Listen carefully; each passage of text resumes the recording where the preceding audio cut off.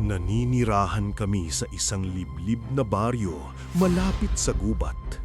Ang mga matatanda ay palaging nagbabala, "Huwag lumabas paggabi, may mga anino roon."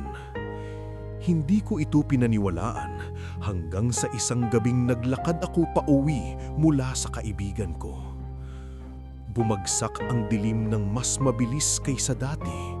Ang buwan ay natakpan ng makapal na ulap, kaya't ang tanging liwanag ay mula sa maliit kong flashlight na bago palang binili.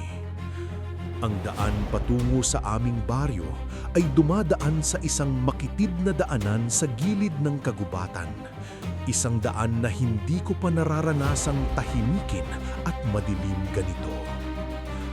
Mga kalamnan ko'y biglang nanigas nang marinig ko ang isang tunog.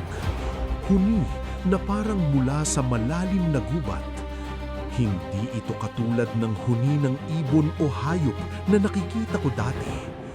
May kakaiba itong tono, parang umaawit ngunit may lungkot at galit na halo. Sinubukan kong ibaliwala ito at bilisan ang lakad, ngunit ang tunog ay lalong lumalapit. Ang hangin ay biglang naging malamig, parang binuhusan ako ng tubig na yelo. Naramdaman ko na parang may mga mata na nakatingin sa akin mula sa kadiliman ng mga puno. Sinilip ko ang gilid at nakita ko ang mga figura, mga anino na matangkad at payat na nakatayo lamang at nakatingin sa akin.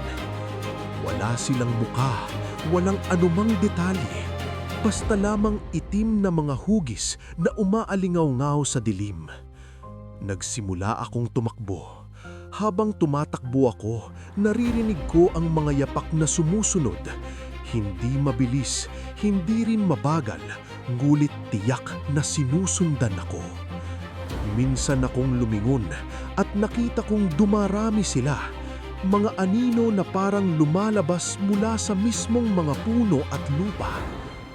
Ang daan ay tila lumalawak at nagiging paikot-ikot. Parang hindi ako umaalis sa lugar kahit na paulit-ulit kong tinatakbo. Naramdaman ko na ang mga kamay nila ay halos mahawakan na ako. Malamig, parang yelo at parang may lakas na hihila ko pabalik sa gubat. Biglang may tumama sa balikat ko, isang mainit na kamay. Lumingon ako at nakita si Mang Densyo, ang pinakamatandang tagapangalaga ng baryo. May hawak siyang maliit na kandila na kumikislap at sa ilalim ng liwanag nito, ang mga anino ay biglang nagsimulang umatras at mawawala sa kadiliman. "Hindi ka dapat lumabas ng ganitong oras, anak," bulong niya sa akin. Ang boses ay matatag, mulit puno ng pag-aalala. Ang mga anino na yan ay mga kaluluwang hindi nakalayaan, naghihintay ng mga kaluluwang maaaring nilang dalhin kasama nila sa gubat. Ipinagtabi niya ako pauwi, at sa bawat hakbang namin, ang kandila ay nagbibigay ng liwanag na hindi kayang lampasan ng mga anino. Mula noon, hindi na ako lumabas ng bahay paggabi. At minsan, kapag may ulan at marinig ko ang huni mula sa gubat, alam kong naroon pa rin sila, naghihintay.